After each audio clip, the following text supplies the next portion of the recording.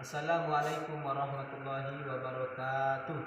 Alhamdulillahi rabbil alamin, wassalatu wassalamu ala rasulillah sayyidina Muhammad ibn Abdullah wa ala alihi wa sahbihi wa man wala wala hawla wala quwwata illa billah, amma ba'd. Yang saya hormati para dewan juri, yang saya hormati para panitia dan hadirin wal hadirat yang insyaallah dimuliakan oleh Allah Subhanahu wa taala. Pada kesempatan kali ini izinkan saya menyampaikan ceramah singkat yang bertema bijak bermedia sosial.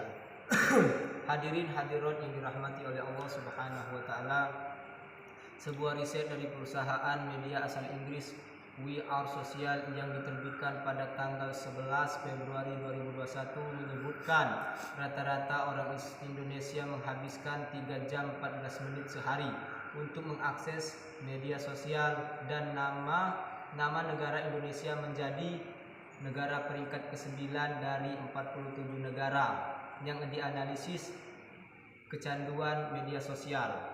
Bukan sebuah prestasi positif menurut saya.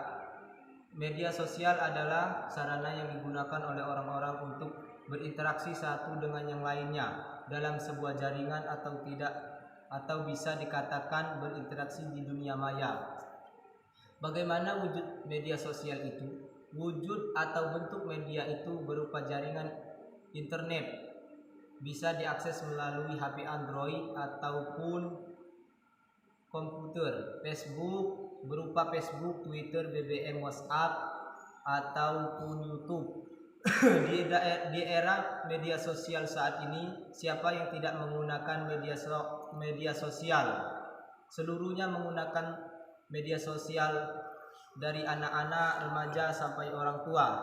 Dengan media sosial setiap orang bisa satu sama lain bisa mendapatkan informasi ataupun mendapatkan informasi. Contoh, ada kasus yang saya baca di berita berapa tahun yang lalu, beberapa istri TNI nyinyir di media sosial. Mereka alhasil suaminya diturunkan pangkat. Itulah salah satu contoh hukuman buat orang yang tidak bijak bermedia sosial. Banyak postingan yang tidak bertanggung jawab membuat pemerintah mengeluarkan Undang-Undang ITE tahun 2008, tepatnya pada pasal 27 ayat 3 Undang-Undang ITE tentang penghinaan atau pencemaran nama baik. Hadirin dan hadirat yang dirahmati oleh Allah Subhanahu wa taala, ketahuilah sesungguhnya tangan, mata, kaki dan anggota tubuh di akhirat, baik buruknya digunakan di dunia, akan dipertanggungjawabkan. Sebagaimana firman Allah Subhanahu wa taala dalam Quran surah Yasin ayat 65. Allah Subhanahu wa taala berfirman, Al-yawma akmaltu ala afwahihim wa tukallimuna aydihim wa tashhadu arjuluhum bima kanu yaksibun. Artinya, pada hari ini kami tutup mulut mereka, tangan mereka akan berkata kepada kami, dan kaki mereka akan memberi kesaksian terhadap apa yang dulu mereka kerjakan. Hadirin dan hadirat yang saya hormati, ada beberapa hal yang harus